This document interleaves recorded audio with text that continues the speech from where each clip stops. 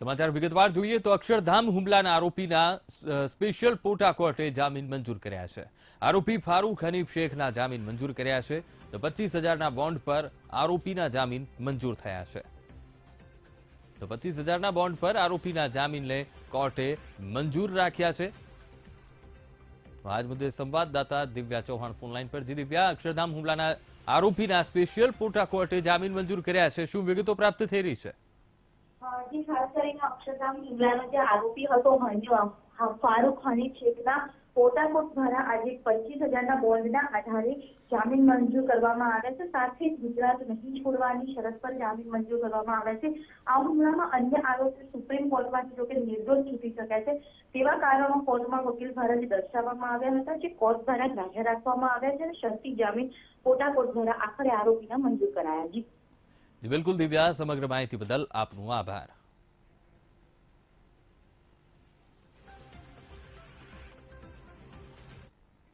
તો બજેટ સત્રમાં મોદી સરકાર લગાવી શકે છે છગ્ગો। મોદી સરકાર જનતાલક્ષી 6 મોટી જાહેરાત કરી શકે છે।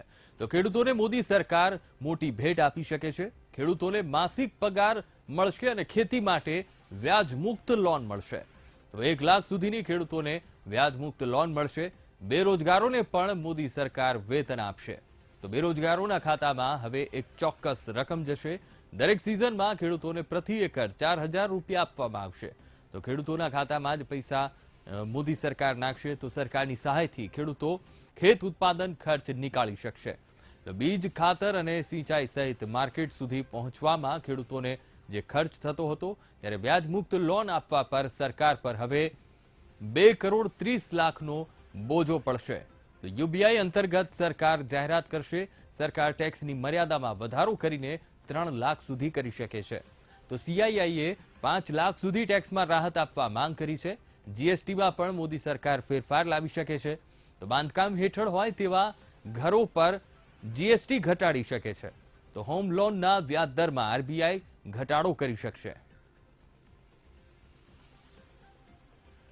તો આજ મુદ્દે સંવાદદાતા મેહુલ દેસાઈ ફોનલાઈન પર। જી મેહુલ, મોદી સરકાર બજેટ સત્રમાં મોટી જાહેરાત કરી શકે છે, આખરે કઈ છે મોદી સરકારની આ જાહેરાત અને ખેડૂતોને કેવી રીતે ફાયદો થઈ શકે? અંકુર, વાત કરવામાં આવે તો લોકસભાની ચૂંટણીને લઈને ઈબીસીનો જે એક માસ્ટર સ્ટ્રોક મોદી સરકારે લગાવ્યો છે તે બાદ વધુ કેટલીક જાહેરાતો થાય તેવી હાલ શક્યતા જોવામાં આવી રહી છે। યુબીઆઈ અંતર્ગત વિવિધ યોજનાઓ છે તે જાહેર કરી શકે છે। 1 લાખ સુધી ખેડૂતોને વ્યાજમુક્ત લોન, બેરોજગારોને પણ જે લોન સહિતની જે સીધી ડાયરેક્ટ બેનિફિટ મળે તે રીતે સીધા ખાતામાં તેમને એક ચોક્કસ રકમ મળે તે બાબતેની વિચારણા છે હાલ કેન્દ્ર સરકાર કરી રહી છે। આ સિવાય જે ખેડૂતોને જે સહાય આપવામાં આવશે તે પણ સીધી જ તેમના ખાતામાં આપવામાં આવશે। આ સિવાય ખાતર, સિંચાઈ સહિતની જે માર્કેટ માટે જે સુવિધાઓ જે ખેડૂતોને જે ખર્ચ થતો હતો તે ખર્ચ સીધો તેમને મળી જાય તે માટેની વિચારણા છે તે કરવામાં આવી રહી છે। આ માટે કેન્દ્ર સરકારને 2.30 લાખ કરોડનો બોજો પડી શકે છે અને આ સંદર્ભે જે છે હાલ વિચારણા છે તે કરવામાં આવી રહી છે। સાથે જ વાત કરવામાં આવે તો સીઆઈઆઈએ 5 લાખ સુધીની ટેક્સની રાહત આપવા માટે માંગ કરી છે। તો તે ટેક્સની રાહત પણ કેન્દ્ર સરકાર આપી શકે છે। બીજી તરફ જે હોમ લોન સસ્તી થાય એના માટે જીએસટી માં જે છે તેમાં ઘટાડો થાય તેવી પણ શક્યતા હાલ જોવામાં આવી રહી છે। અંકુર, બિલકુલ મેહુલ, સમગ્ર માહિતી બદલ આપનો આભાર। તો આર્થિક રૂપથી નબળા સવર્ણોને નોકરી અને શિક્ષણમાં 10% અનામત આપવા અંગેનું સંશોધન બિલ પાસ કરાયું છે। તો બિલ પાસ કરાયા બાદ હવે આ મામલો સુપ્રીમ કોર્ટમાં પહોંચ્યો છે। સંસદમાં આ બિલને મંજૂરી મળતા જ એક સંગઠન દ્વારા સુપ્રીમમાં આ મામલે અરજી દાખલ કરી છે। તો યુથ ફોર ઇક્વેલિટી નામના સંગઠને આ બિલને પડકારતી અરજી દાખલ કરી છે અને 10% અનામત આપવાનો વિરોધ દર્શાવ્યો છે। સામાન્ય કોટાની આ અરજીને પડકારતા કહેવાયું છે કે આર્થિક માપદંડ અનામત ન હોઈ શકે અને આ સંવિધાનના વિરોધમાં કરાયું હોવાની વાત પણ કરાઈ છે। વધુમાં અરજીમાં કહેવાયું છે કે પરિવારની વાર્ષિક આવક 8 લાખ રખાઈ છે, તેના પર પણ સવાલ ઉઠાવાયા છે। लगाया गया है ये बिल्कुल लागू होना चाहिए और ये 10% का कोटा अदर बैकवर्ड क्लासेस में ही होना चाहिए, क्योंकि अदर बैकवर्ड क्लासेस है वो अदर बैकवर्ड कास्ट नहीं है और other economic section is other class, so उनको उसमें इंटीग्रेट कर देना चाहिए और धीरे धीरे जातिगत आरक्षण खत्म होना चाहिए। आपकी ये भी मांग है क्या इस बिल को पास किया जाए? नहीं, हमारी ये बिल्कुल मांग नहीं है कि ये बिल क्वैश होना चाहिए। हमारी ये मांग है कि इकोनॉमिक सेक्शन का कोटा लगना चाहिए, बट ये 50% अंतर लगना चाहिए और धीरे धीरे जो हमारे कॉन्स्टिट्यूशन का अल्टीमेट ऑब्जेक्टिव है कि कास्टलेस सोसाइटी बने, वो बननी चाहिए। इसके लिए हम लोगों ने एक मिशन 2020 भी स्टार्ट किया है। તો 2019 પહેલા મોદી સરકારે નાના વેપારીઓને મોટી ભેટ આપી છે। નાણામંત્રી અરુણ જેટલીની અધ્યક્ષતામાં જીએસટી કાઉન્સિલની મળેલી બેઠક પૂર્ણ થઈ ગઈ છે, જેમાં બેઠકમાં નાના વેપારીઓને રાહત આપવાના મુદ્દે સહમતિ બની છે। તો કમ્પોઝિશન સ્કીમની સીમા 1 કરોડથી વધારીને 1.5 કરોડ કરવામાં આવી છે। સામાન્ય રીતે આ વાતને સમજીએ તો હવે 1.5 કરોડનું ટર્નઓવર કરાવનાર કંપનીઓ આ સ્કીમમાં ફાયદો ઉઠાવી શકશે। તો નવો નિયમ 1 એપ્રિલથી લાગુ થશે। આ સિવાય જીએસટી કાઉન્સિલે જીએસટીની સીમાઓ વધારી છે। હાલ 20 લાખ રૂપિયાથી વેપાર કરનાર જીએસટીના દાયરાઓમાં આવતા હતા, હવે તેની સીમા વધારીને 40 લાખ ટન ઓવર કરવામાં આવેલ છે। આનાથી નાના વેપારીઓ જીએસટીના દાયરાઓમાંથી બહાર આવી જશે અને રજીસ્ટ્રેશન કરવાની કોઈ માથાકૂટ નહીં રહે। पहला निर्णय आज काउंसिल ने लिया कि 1 अप्रैल 2019 से कॉम्पोजिशन की जो एग्जिम लिमिट है वो 1.5 करोड़ रुपीस तक होगी, 1 करोड़ 50 लाख तक। और क्योंकि कॉम्पोजिशन स्कीम का लाभ उठाने के लिए कई छोटे व्यवसायिक आए हैं, तो इसको बढ़ाने के का एक ये लॉजिक था। 1.5 करोड़ करने का दूसरा लॉजिक भी था कि पुरानी एक्साइज स्कीम में 1.5 करोड़ तक उनको छूट थी एक्साइज से, तो इसलिए जीएसटी स्ट्रक्चर में उसको एट पार 1.5 करोड़ ले आए और उस कॉम्पोजिशन स्कीम को अगले फाइनेंशियल ईयर 1 अप्रैल से 1.5 करोड़ कर दिया जाएगा। अब 2 प्रकार की एग्जेम्पशन लिमिट्स होंगी। पहली वाली का स्लैब 40 लाख होगा, यानी कि जो 20 लाख था उसको डबल कर दिया गया है। तो जिसकी 40 लाख तक टर्नओवर है, अगर वो जीएसटी चेन का बेनिफिट नहीं क्लेम करना चाहता तो वो एग्जेम्प्टेड रहेगा। તો જયંતિ ભાનુશાળીની હત્યાને લઈને વીટીવીએ સૌથી મોટો ખુલાસો કર્યો છે। ભાનુશાળીની હત્યા અંગત અદાવતમાં જ થઈ હોવાના પુરાવા મળ્યા છે। તો હત્યારાઓએ જયંતિ ભાનુશાળીને મધરાતે ઊંઘમાંથી ઉઠાડ્યા હતા। હત્યારા અને જયંતિ ભાનુશાળી વચ્ચે હળવી હાથાપાઈ પણ થઈ હતી। હત્યારાએ દરવાજો ખખડાવતા બંધ કમ્પાર્ટમેન્ટ ભાનુશાળીએ ખોલ્યું હતું। બારણું ખોલતા જ ભાનુશાળીને હત્યા કરવા આવ્યાની જાણ થઈ ગઈ હતી। હત્યારાઓ ગોળી છોડે તે પહેલા જ ભાનુશાળીએ બારણું બંધ કરવાનો પ્રયત્ન કર્યો હતો। પોતાની પિસ્તોલ કાઢે તે પહેલા જ હત્યારાએ ભાનુશાળી પર ગોળી ચલાવી દીધી હતી। તો પહેલી ગોળી છાતીમાં માર્યા બાદ 3 ગોળી મિસફાયર થઈ છે। 5મી ગોળી ભાનુશાળીની આંખમાં મારવામાં આવી। તો હત્યારાઓએ ભાનુશાળી પર ટોટલ 5 ગોળી છોડી હતી। વીટીવી પર આ ભાનુશાળીની હત્યાને લઈને સૌથી મોટો ખુલાસો છે। હત્યારાઓ ગુજરાતી ભાષામાં ભાનુશાળી સાથે ક્ષણિક વાત કરી હતી। ભાનુશાળીની હત્યામાં ગુજરાતી શિખાઉ શૂટરનો હાથ હોવાનું સામે આવ્યું છે। તો ગોળી છોડી તેની જાણ ટીટી અને એટેન્ડન્ટને થઈ હતી। હત્યારાઓ ગોળી મારીને ટ્રેનની ચેઇન પુલ કરીને ભાગ્યા હતા। તો ભાનુશાળીની હત્યા અંગત અદાવતમાં થઈ હોવાનું સામે આવ્યું છે। વાપીની જમીન, કચ્છની ખાણ અને છબીલ પટેલ વિવાદ હત્યાનું કારણ હોઈ શકે છે।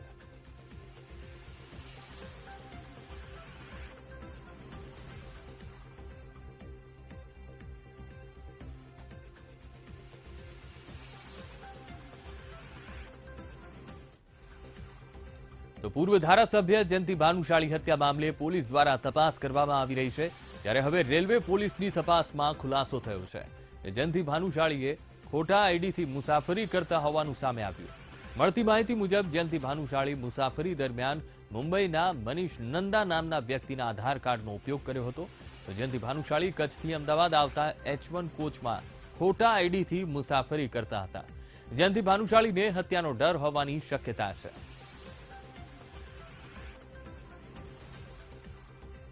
જયંતિ ભાનુશાળીને હત્યાનો ડર હોવાની શક્યતા હતી, માટે જ મુંબઈના વ્યક્તિના આધાર કાર્ડનો ઉપયોગ કર્યો હોવાનું હોઈ શકે।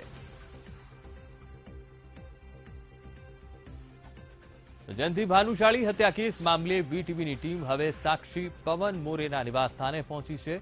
પવન મોરે ગાંધીધામથી સયાજીનગરી ટ્રેનમાં બેઠા હતા અને ત્યાંથી તેઓ ભોપાલ જવાના હતા, જ્યાં ચાલતી ટ્રેનમાં જયંતિ ભાનુશાળીની હત્યા થઈ હતી।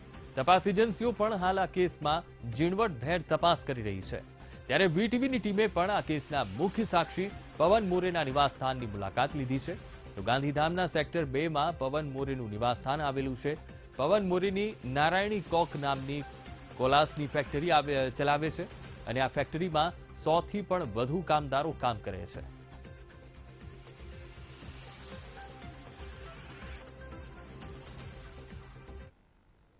સભ્ય જયંતિ ભાનુશાલીના હત્યાકાંડના મુખ્ય જે આઈ વિટનેસ છે પવન મોરે. હાલ વીટીવીની ટીમ જે છે પવન મોરેના ઘરે પહોંચી છે. હું તમને બતાવવા માંગીશ કે આ પવન મોરેનું મકાન છે, ત્યાં અત્યારે તાળો લાગેલો છે. આ સેક્ટર ગાંધીધામના સેક્ટર 2 વિસ્તારમાં મકાન આવેલું છે.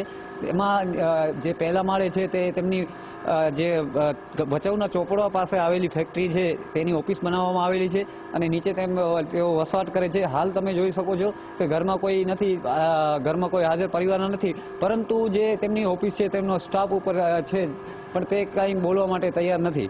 હાલ પવન મોરેની પોલીસ તપાસ કરી રહી છે, પણ ગાંધીધામમાં હાલ તેમના પરિવારજનો કે કોઈ અહીંયા હાજર નથી. Govind Maheshwari, VTV news, Gandhidham, Kutch. આગળ વાત કરીએ તો રાજકોટમાં લાઈફ કેર હોસ્પિટલના બોગસ ડોક્ટર શ્યામ રાજાણીની પૂર્વ પત્ની કરિશ્માની વધુ એક ઓડિયો ક્લિપ વાયરલ થઈ છે. આ ઓડિયો ક્લિપમાં મયુર શ્યામ રાજાણીને યુવતીઓ સપ્લાય કરતો હોવાનું સામે આવ્યું છે.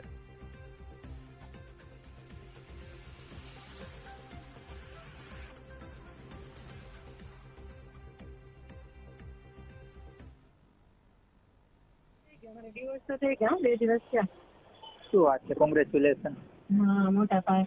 હવે પાછું 5મા મહિનામાં ઓર્ડર આવશે એવું છે. અત્યારે તો ખાલી સ્ટેમ્પ ઉપર છે. ઠીક છે, 5મા મહિનામાં ને, એટલે એ તો આપી જ દેશે ને ટૂંકમાં.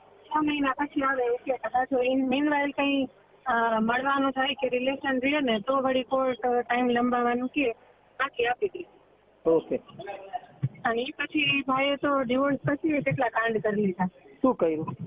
એને એમ હતું કે એનો તો જૂનો સ્ટાફ છે તો સપ્લાય કરતો હતો ને મયુર કરીને, એ સ્ટાફે એમ કે મને બધી વાત કરી છે, એને બધું એનું ખુલ્લું કાઢ્યું એમ. એટલે એ મયુરને પકડી મારી ઉતારી અને એ બધા એને વિડીયો અને ઓડિયો ની કરી અને સ્ટેટસમાં મૂક્યું, ફોટો ને એવું બધું. ઓકે. કેમ કે મેં જો આને માર્યો ને ખોટો છે ને હું સાચો છું ને હું સારો છું ને એવું બધું. હવે મૂડી વ્યક્તિએ તો મને કીધું નથી, મેં તો માર્કેટ થી અને પ્રૂફ સાથે જ વાત ભેગી કરી, એટલે મને તો ખબર જ છે કે એવો જ છે એમ. બરાબર. પણ ટૂંકમાં એને જેના ઉપર ડાઉટ ગયો એને ઓલાને ધોકાવી નહીં, તે શું કામ કીધું. રાજકોટમાંથી ગુમ થયેલા યુવક મયુર મોરીને પોલીસે શોધી કાઢ્યો છે. મયુરના ગુમ થવાની ફરિયાદ પરિવારજનો દ્વારા કરવામાં આવી હતી, જેને લઈને પોલીસે મયુરનું મોબાઈલ લોકેશન ટ્રેસ કર્યું હતું. તો પોલીસે મોબાઈલના આધારે મયુરને શોધી કાઢ્યો હતો.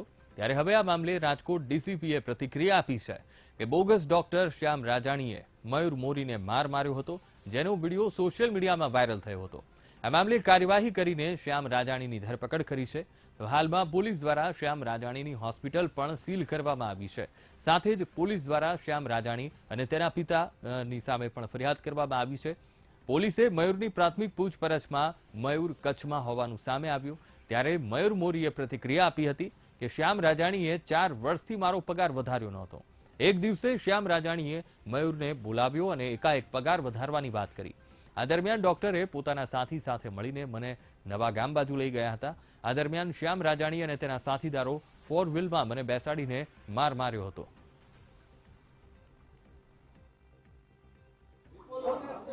कुछ દિવસ પહેલા એક વિડીયો વાયરલ થયા હતા, જેમાં શ્યામ રાજાની, રાહુલ અને રાજુ મકવાના નામના 3 ઇસમો એક મયુર મોરી નામના લડકાને મારતા હતા એક વિડીયોમાં. 4 દિવસથી अपने મયુર મોરીની શોધ में લગ્યા હતા પોલીસ, અને ગઈકાલે अपने પુલિસને સફળતા મળી અને મયુર મોરી જો વિડીયોમાં હતા નર્સિંગ અસિસ્ટન્ટ, એને પોલીસને શોધી કાઢ્યા છે.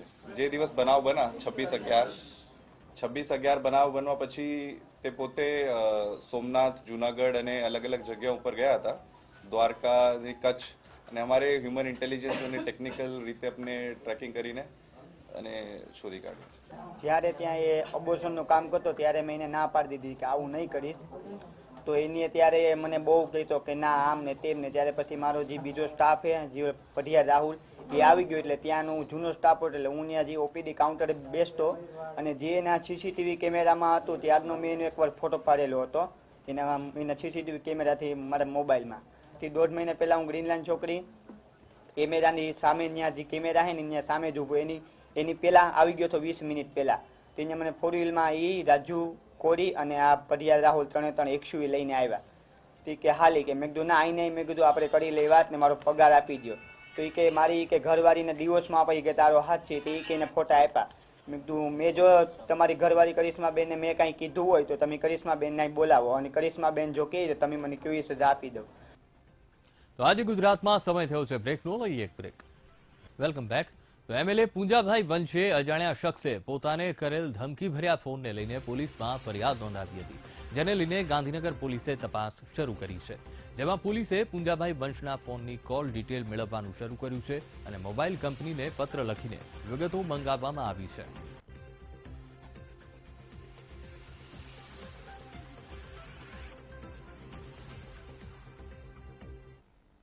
લોકસભાની ચૂંટણી પહેલા કેબિનેટ મંત્રી કુંવરજી બાવળિયાના ઘરે કોળી સમાજની બેઠક મળી. આ બેઠકમાં તમામ જિલ્લામાંથી 5-5 કોળી સમાજના આગેવાનો જોડાયા હતા. તો કુંવરજીને નાયબ મુખ્યમંત્રી બનાવવાની ચર્ચા વચ્ચે કોળી સમાજની આ બેઠક મળી. ગાંધીનગરમાં કુંવરજી બાવળિયાના ઘરે કોળી સમાજની બેઠકથી રાજકારણમાં ગરમાવો જોવા મળ્યો છે. મહત્વનું છે કે જસદણની પેટા ચૂંટણીમાં કુંવરજી બાવળિયાની જીત થઈ છે. પેટા ચૂંટણીમાં જીત બાદ કુંવરજીનું કદ વધ્યું છે. દિવસોમાં સમાજને કયા રસ્તે સૌએ સાથે મળીને લઈ જવા એની થોડી વાતો થઈ છે. બીજી કોઈ ચૂંટણીલક્ષી કોઈ વાત નથી. સામાજિક સંગઠન, સમાજને સ્પર્શતા કોઈ નાના મોટા પ્રશ્નો, ઇસ્યુ એ બાબતે જ ફક્ત ને ફક્ત વાત થઈ છે. અને આજની આ મુલાકાત સૌરાષ્ટ્રના સમસ્ત કોળી સમાજના સૌ આગેવાનોની શુભેચ્છા મુલાકાત અને મને શુભેચ્છા પાઠવવા માટે જ આવ્યા હતા. વારંવાર ક્યાંક પ્રેસ મીડિયામાં બીજી વાતો આવ્યા કરે છે.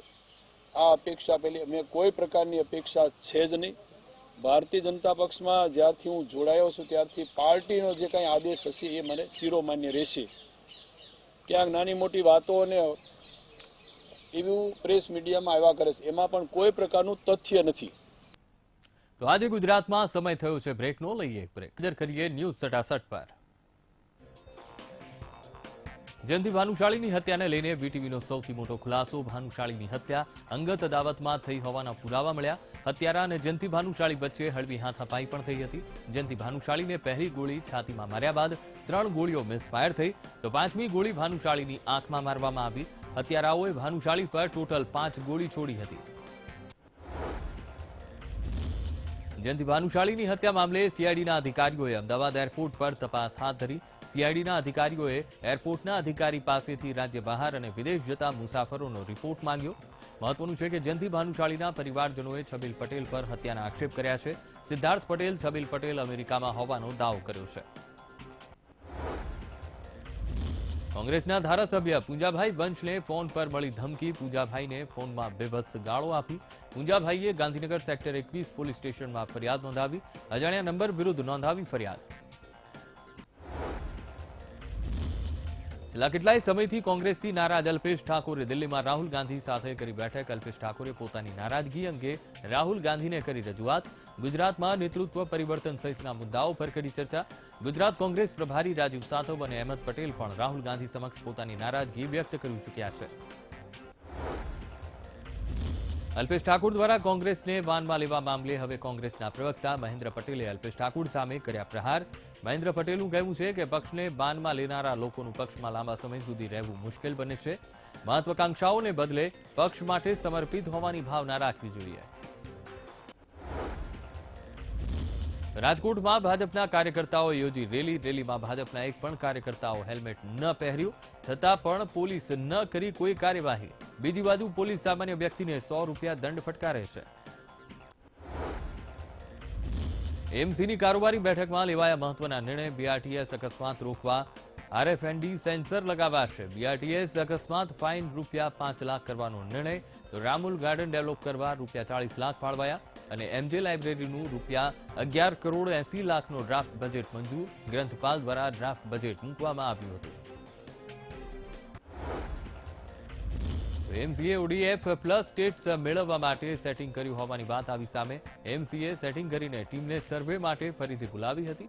અમદાવાદને ઓડીએફ પ્લસ સ્ટેટસ આપવા માટે સર્વેક્ષણ ટીમે 3 થી 5 જાન્યુઆરીએ ફરીથી સર્વે હાથ ધર્યો હતો અને એમસીને ઓડીએફ પ્લસ સ્ટેટસ આપવાની હા પાડી હતી. સર્વેક્ષણ ટીમની સાથે સાંઠગાંઠ કરીને એમસીએ ઓડીએફ પ્લસ સ્ટેટસ મેળવ્યું હતું. અમદાવાદમાં નવી ટીપી સ્કીમમાં 400 મકાનનું ડિમોલેશન અટકાવવા રજૂઆત. મુક્તમપુરાના રહીશોએ એમસી કમિશનરને કરી રજૂઆત. ટીપી સ્કીમમાં 40 વર્ષ જૂના મકાન તોડવાના નિર્ણય સામે રોષે ભરાયેલા સ્થાનિકોએ બેનરો અને પોસ્ટરો સાથે નોંધાવ્યો વિરોધ.